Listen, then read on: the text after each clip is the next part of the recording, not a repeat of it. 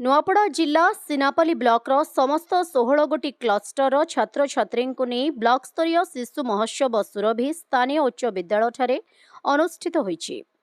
एथिरे सीमावर्ती नंगलबोर्ड, घाटमाल, कुसुमजोर, पतियालपड़ा, गोरला, भरुआमुंडा सह अन्य सबु क्लस्टरु शताधिक शिशु निज प्रतिभा प्रदर्शन करथिले।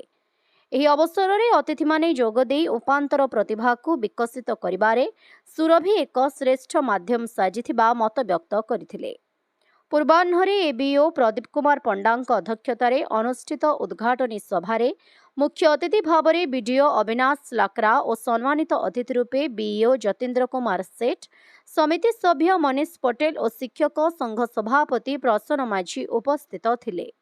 सभा प्रारंभ में महेश्वर गोवाल समस्त को स्वागत करिथिबा बेले परेशनाथ पाणिग्राही मंच परिचालना करथिले। ललित कुमार सुनारी स्वागत वक्तव्य देथिबा बेले लोचन मेहर धन्यवाद देथिले।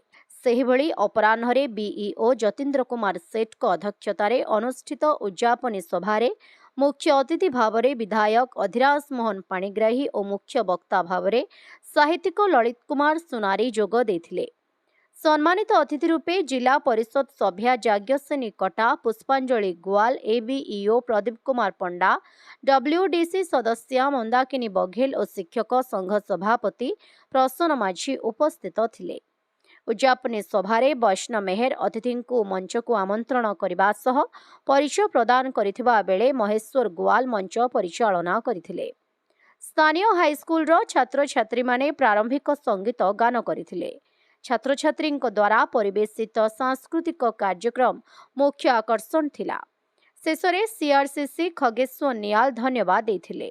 कार्यक्रम आयोजन रे समस्त सीआरसीसी दायित्व थिबा शिक्षक शिक्षयित्री, बीईओ ऑफिस कर्मचारी, छात्र छात्री सहयोग करथिले।